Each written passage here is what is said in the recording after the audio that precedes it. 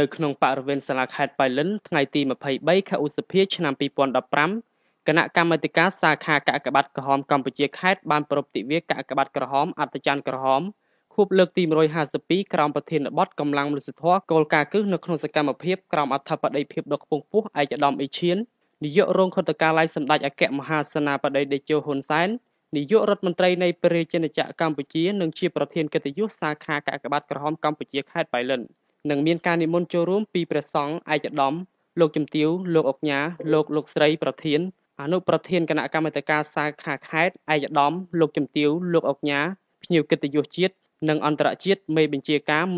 ការរងកងកម្លាំងប្រដាប់អាវុធទាំង3ប្រធានអនុប្រធានមន្ត្រីរាជការអង្គភាពជុំវិញខេត្តព្រមទាំងពុកម៉ែបងប្អូនអាជីវករពាណិជ្ជករលោកគ្រូអ្នកគ្រូសិស្សានុសិស្សយុវជនស្ម័គ្រចិត្តកាកបាទក្រហមយុវជនកាយរិទ្ធនិងសហភាពសហព័ន្ធយុវជនកម្ពុជាសរុប1300នាក់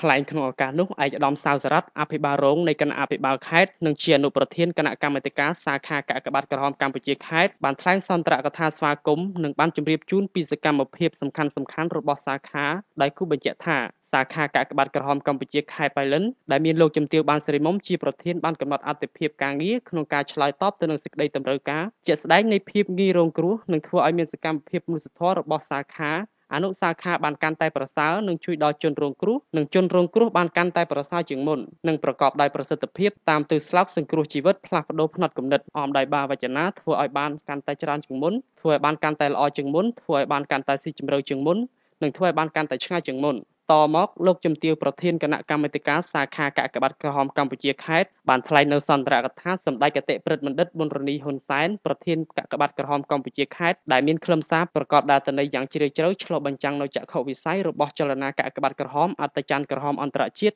ដែលបានដាក់ចេញនៅប្រធានបទកម្លាំងមនុស្សធម៌គោលការណ៍គ្រឹះក្នុងសកម្មភាពនិងការបំពេញតួនាទីដ៏មានសារៈសំខាន់ទៅតាមបរិបទជាតិអន្តរជាតិដើម្បីទទួលបានជោគជ័យថ្មីៗបន្ថែមទៀតក្នុងការបម្រើសកម្មភាពវិស័យមនុស្សធម៌ដោយប្រកាន់យ៉ាងខ្ជាប់ខ្ជួននៅគោលការណ៍គ្រឹះទាំង7របស់ចលនាកាកបាទក្រហមអត្តច័ន្ទក្រហមនិងការអនុវត្តវិស័យស្នូលទាំង4នៃយុទ្ធសាស្ត្រ2011-2020របស់កាកបាទក្រហមកម្ពុជានោះគឺការគ្រប់គ្រងគ្រោះមហន្តរាយការថែរក្សាសុខភាពតាមសហគមន៍និងការលើកកម្ពស់គោលការណ៍គ្រឹះតម្លៃមនុស្សធម៌សេចក្តីថ្លៃថ្នូររបស់មនុស្សជាតិនិងវប្បធម៌អហិង្សាការអភិវឌ្ឍស្ថាប័នអភិវឌ្ឍធនធានដើម្បីរួមចំណែកជាមួយរាជរដ្ឋាភិបាលក្នុងការកាត់បន្ថយភាពក្រីក្រនិងជួយដល់ជនរងគ្រោះជនងាយរងគ្រោះគ្រប់ទីកន្លែងគ្រប់កលៈទេសៈតាមពាក្យស្លោកទីណាមានទុក្ខលំបាកទីនោះមានកាកបាទក្រហមកម្ពុជារួមកម្លាំងគ្នាដើម្បីមនុស្សធម៌និងវប្បធម៌ចែករំលែកចាប់ផ្ដើមពីខ្ញុំក្នុងអង្គមេតិញខូបលើកទី152ទិវាពិភពលោកកាកបាទក្រហមអត្តច័ន្ទក្រហមនាពេលនេះឯកឧត្តមអ៊ីឈៀនបានមានប្រសាសន៍និងចំណាប់អារម្មណ៍ថា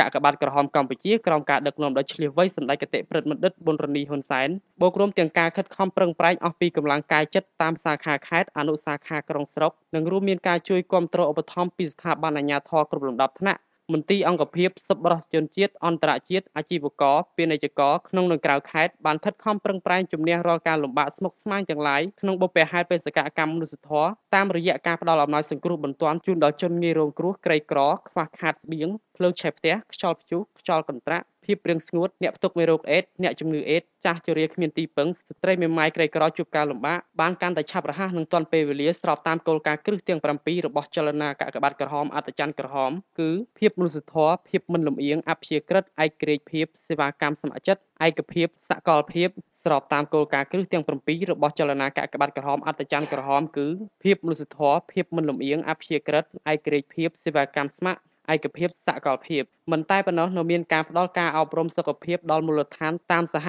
គមន៍តាមរយៈយុវជនស្ម័គ្រចិត្តកាកបាទក្រហមជាថ្មីម្ដងទៀតឯកឧត្តមបានបន្តថានៅក្នុងឆ្នាំនេះយើងធ្វើសកម្មភាពក្រោមប្រធានបទកម្លាំងមនុស្សធម៌គោលការណ៍គ្រឹះក្នុងសកម្មភាពដោយយកគោលការណ៍អនុវត្តសាខាអនុសាខាតាមបែបវិសហមជ្ឈការជាស្នូលដឹកនាំដែលមានអំរែកមួយដ៏ធ្ងន់សម្រាប់សាខាខេត្តអនុសាខាក្រុងស្រុកដូចនេះទាមទារការបដិញ្ញាចិត្តខ្ពស់និងស្រួចស្រាវបំផុតទើបឈានដល់ការសម្រេចការងារនេះបានតមកឯកឧត្តមក៏បានអំពាវនាវចំពោះព្រះតេជគុណគ្រប់ព្រះអង្គឯកឧត្តមលោកជំទាវមេបញ្ជាកា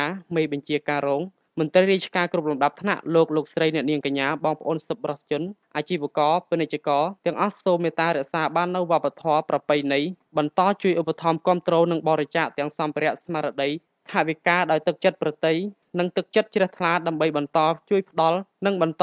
ដល់គណៈកម្មាធិការសាខាកាកបាទក្រហមកម្ពុជាខេត្តប៉ៃលិនដើម្បីអនុវត្តពាក្យស្លោកកម្លាំងមនុស្សធម៌គោលការណ៍គ្រឹះក្នុងសកម្មភាពបានដោយជោគជ័យហើយថវិកាប្រមូលបាននៅពេលនោះបានចំនួន$218,500សហរដ្ឋអាមេរិកព្រះចៅអធិការវត្តពុទ្ធត្រៃមង្គលអូប្រាំបានឧបត្ថម្ភជាថវិកាចំនួន$500សូមអរគុណឯកឧត្តមវិធាននាយរដ្ឋកតកាល័យសម្ដេចអគ្គមហាសេនាបតីតេជោហ៊ុនសែនឧបត្ថម្ភថវិកា$20000លោកជំទាវខួនសូដារីតំណាងរាស្ត្រខេត្តកណ្ដាលឧបត្ថម្ភថវិកា$1000លោកជំទាវពេជ្រសុភ័ណ្ឌឧបត្ថម្ភថវិកាចំនួន$200បាទសូមថ្លែងអំណរគុណដល់អាដាមកាត់សធានិងលោកជំទាវចំនួន$1000លោកជំទាវរ៉េតឧបត្ថម្ភថវិកាចំនួន$50,000